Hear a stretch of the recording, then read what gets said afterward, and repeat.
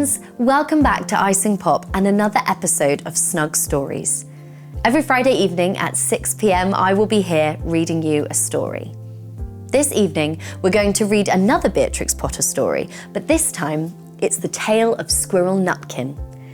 So grab a blanket, your favourite teddy, and snuggle down.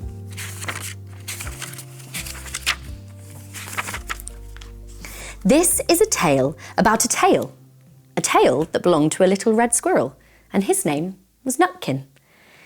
He had a brother called Twinkleberry and a great many cousins. They lived in a wood at the edge of a lake.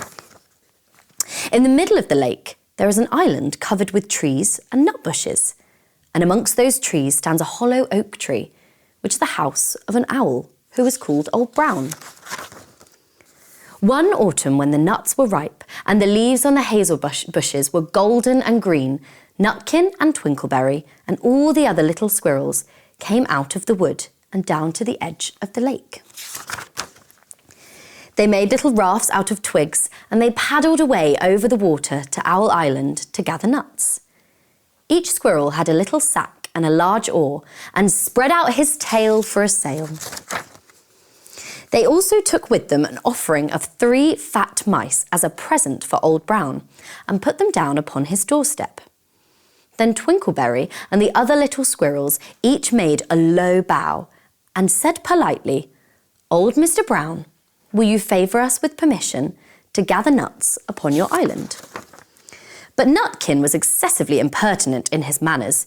He bobbed up and down like a little red cherry, singing, riddle me, rote, tote, tote, a little wee man in a red, red coat, a staff in his hand and a stone in his throat. If you'll tell me this riddle, I'll give you a groat. Now this riddle is old as the hills. Mr. Brown paid no attention whatever to Nutkin. He shut his eyes obstinately and went to sleep. The squirrels filled their little sacks with nuts and sailed away home in the evening.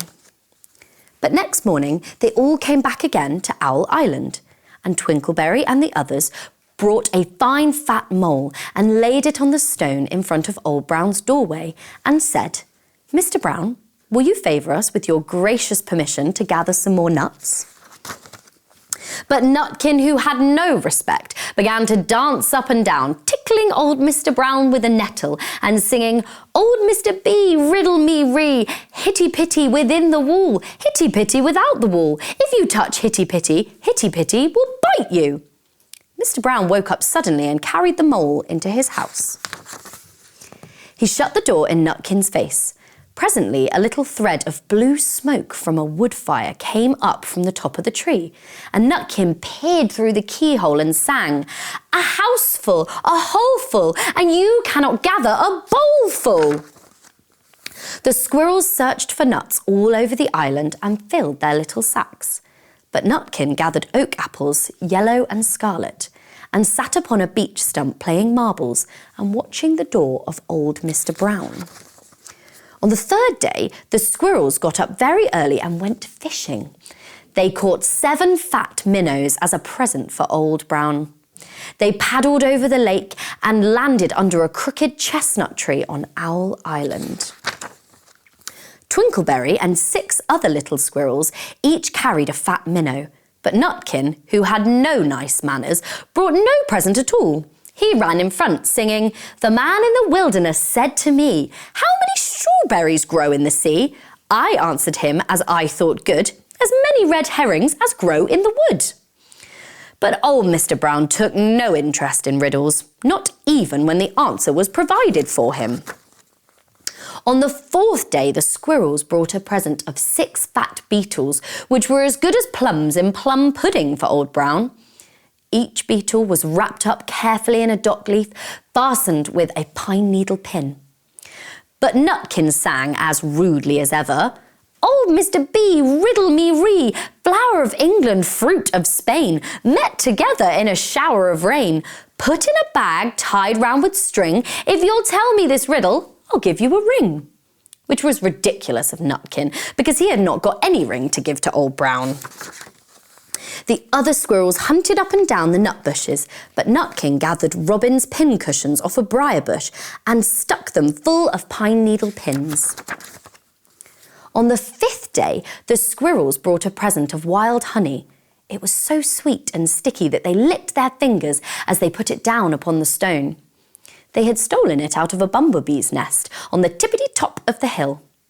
But Nutkin skipped up and down singing, "Hum-a-bum, buzz-buzz, hum-a-bum, buzz. As I went over Tippletine, I met a flock of bonny swine.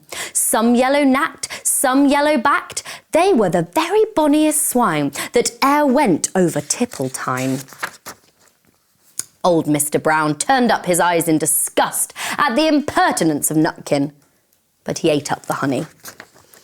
The squirrels filled their little sacks with nuts, but Nutkin sat upon a big flat rock and played 9 pins with a crab apple and green fir cones.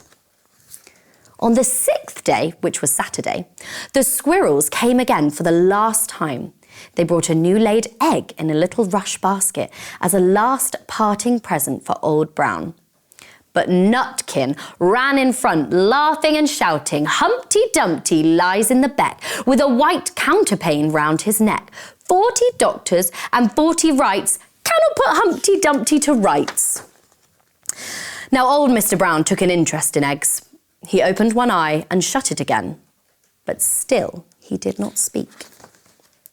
Nutkin became more and more impertinent. "Old Mr. B, old Mr. B, hickamore, hackamore, on the king's kitchen door. All the king's horses and all the king's men couldn't drive hickamore, hackamore off the kitchen's door." Nutkin danced up and down like a sunbeam, but still Old Brown said nothing at all. Nutkin began again. "Arthur O'Bower has broken his band. He comes roaring up the land. The King of Scots, with all his power, cannot turn Arthur of the bower."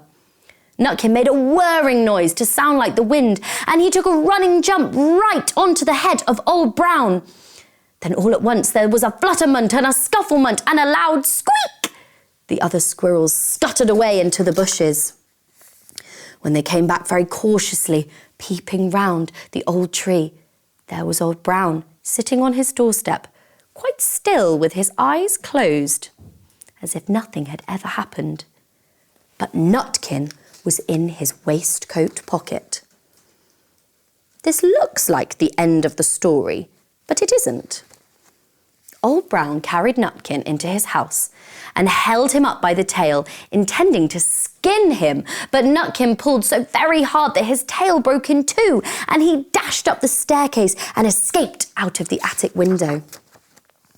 And to this day, if you meet Nutkin up a tree and ask him a riddle, he will throw sticks at you and stamp his feet and scold and shout, "Cut, cut, cut, cut, cut, cut, cut, cut, cut, cut." The end.